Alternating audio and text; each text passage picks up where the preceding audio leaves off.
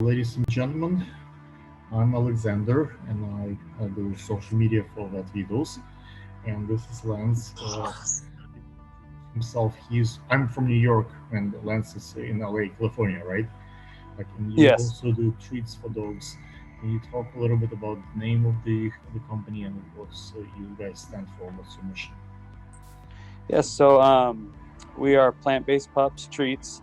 Um, we actually started the business. Our Me and my three kids and wife, we all went plant-based for health reasons. Our second son had congenital heart disease and had three surgeries when he was born. So we looked into a better way of eating in life for us. And then with being, animal lovers and having three dogs ourselves, and What kind of we dogs do you started have? looking into better food. We have an American bulldog, an English bulldog, and a blue heeler. Wow, So, that's interesting. yeah. All, Dogs, do you have any education or in this or experience with dogs? Do you go to a vet school or something?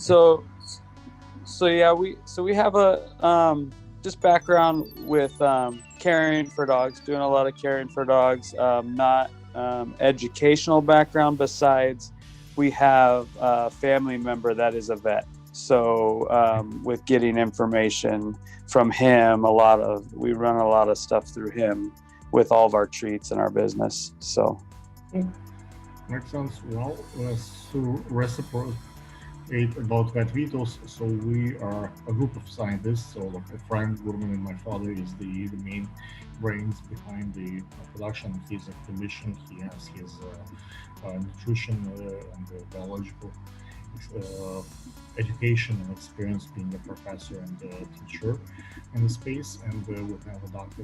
Igor Brodetsky, who kind of the partner and the head veterinarian behind the scenes. We have a few pharmacists, like my brother Denis and my another brother who's in a botanical garden, learning the things. Right, so I have my biological degree, my first degree is in biochemistry. I did gas and lookup chromatography.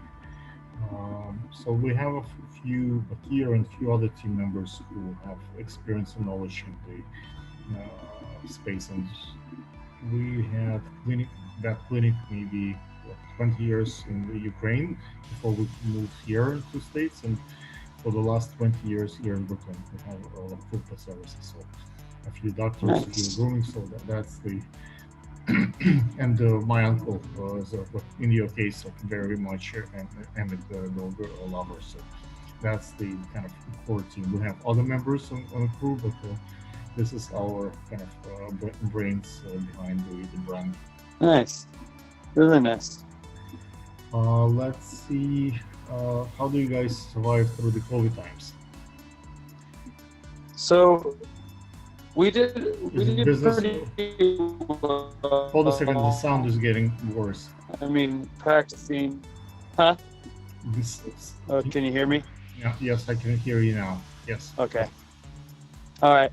Yeah. So during these times, we actually started um, selling in our online store right after COVID began. So we really don't know pre-COVID, but with COVID, we do everything out of our home. Um, and we practice, safety with, wearing gloves, masks, and cleaning all. So when you do it, you use masks. We have, yes. Yeah. Oh, pretty cool.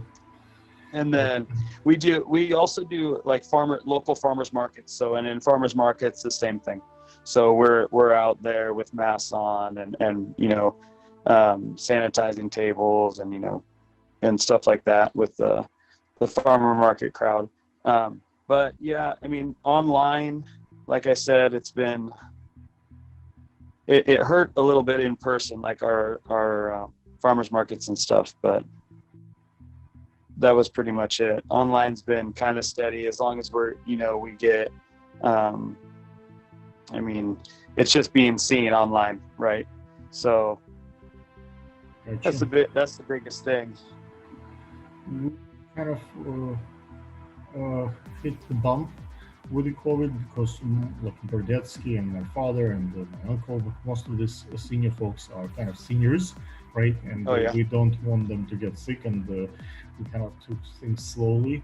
Like now that pretty much everybody got vaccinated, and we kind of planning to open up, but it took a toll on the business. So we couldn't have employees inside, we couldn't have clients inside. So that was like a kind of a difficult time like for everybody, including us, Yeah. to deal. But I think online sales are growing up, and I think I'm looking at the Petco is going public, Chewy going public, so many businesses in the same space are doing tremendously well. So that's encouraging Yes. for everybody in the space that it makes sense to be in that arena and that business. Now, do you know any like a fun story or a sad story, something that comes on top of your mind for like I kind of put you on the spot a few minutes ago, like Yeah. about your business, like about your treats, about your business. Yeah. Yeah. So I mean, like I said, our story all starts with our son and our family going plant-based and looking for a better way of life, just for us, and then moving that into our pets, and just looking at their health and their what they're putting in their body the same way. Which plants do you guys use in the ancients? Like, is there like a list on the descriptions? Like, how do you do the plants? Like, you boil them together. You have like tools. Like, because we also use a variety of plants for our. So we.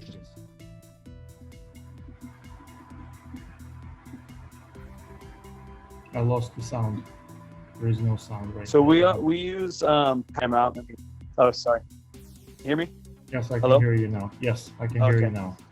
All right. So we use all powders. Mhm. So all superfood powders. We grind them and we dry out everything and we grind it up into powders. Okay. But where do you get your ingredients? Is that US based? Like how many ingredients? Like 1, 2, Yeah, 10? all US based. All US based. Most companies we get them from. We do it ourselves. So we get them from local organic grown farmers, and like spinach and kale and stuff like that we put in there. People usually ask me about clinical trials and experimental data. Like, well, do you do any of that? Because we've done some in Uzbekistan, because we have here help over there with the university. But do you have like any research like where you actually try it on animals and can see like scientifically kind of data that if it works or not? So we don't. We do. I mean, the only things we have is, clients that talk about their dog having issues with previous treats or stuff like that, either breaking out or having, bathroom issues, and then eating our treats, and a lot of that being, gone, not having the stomach issues, not having the skin issues, stuff like that. So, but no, we haven't really dug down and got an actual trial with it yet. Did you get a chance to look at VetVittles website? Did any of our products strike you? Because we use colostrum and we have some stuff with the coconut. But, did you see any value in the oh, this is a good idea, this is something that I want to use for us? Yeah, I did. I went over it a little bit, and there's a lot of good things I was looking at that vitamin wise, or we have a turmeric for joints treat, and I saw you guys had like a joints formula. Yes. which would be a good extra probably kick to a treat like ours, to make that a real joint treat instead of just, one or two little ingredients saying, hey, these are good. And I looked at a few other things. I don't have them. I wrote them down downstairs, but yeah, there was a couple other ones I was looking at that were really good. Okay. For us, I think the most challenging story would be getting into the media. Like we try Facebook ads, and Google ads, and variety of hiring folks to get us like more competitive.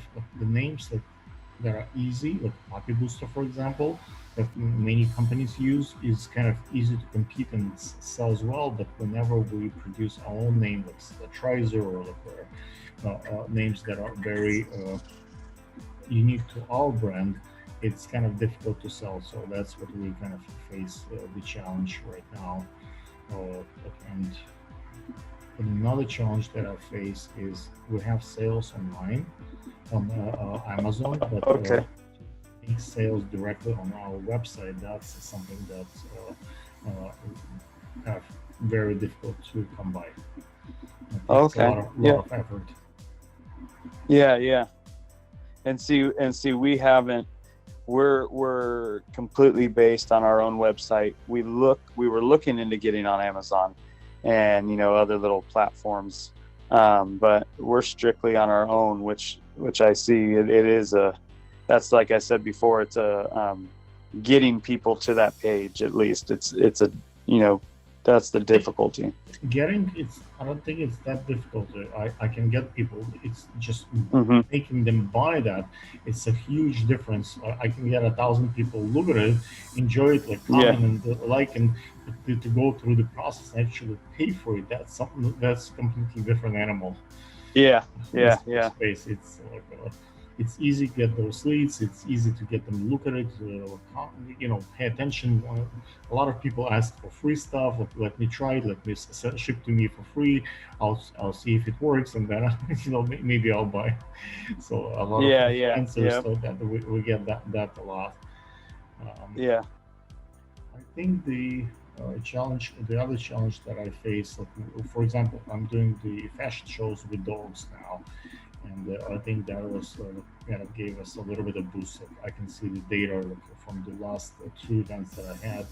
One I did on ice, a little bit of production with dogs, and then I had another one in Central Park in the snowstorm.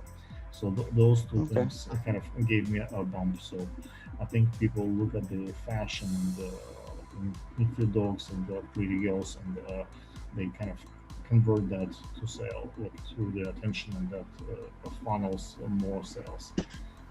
But other than this, I haven't found too much success. Like, I'm doing some of my videos, like when I wear a doctor robe and pretend to be a doctor, which I'm not. I'm not a veterinarian. We have veterinarians and stuff. I just do it for the video.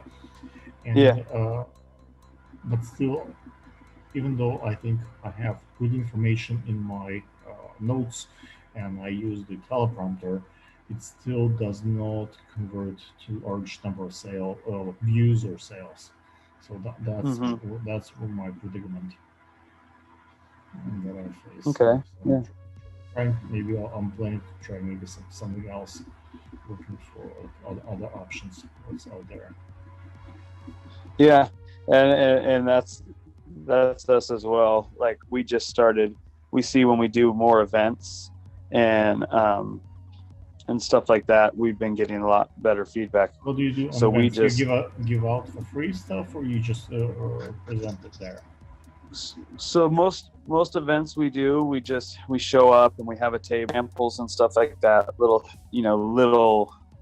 individual samples, not full products, obviously, or anything. We just it's just we educate them there. We see them. We talk about everything, and it's just kind of that's the biggest thing. We are doing a fashion show event that we are going to be supplying treats for, actually in North Carolina, I believe, in the next month. So, which we have a few people, reaching out to us to have us part of their event. Okay, this sound is And getting. just want to have our treats out there to give. Do you hear me? Yeah, you back? Yes. Okay. Sometimes Yeah. it goes So away a little. yeah, I was just saying we're having a fashion show we're doing. We have a few people that contact us to have us part of their events that they're doing, to get our healthy treats to their participants and stuff like that. So, and on those, depending the size, like we'll do sample size packages for that, and some events we charge. How much do they charge you? Like, what do they give you? Like, do you get like sales out of it? Like, I mean, usually on those ones we get a lot of good feedback, a lot of sales from them. But like when we give bigger events, we usually will pretty much just give sample products.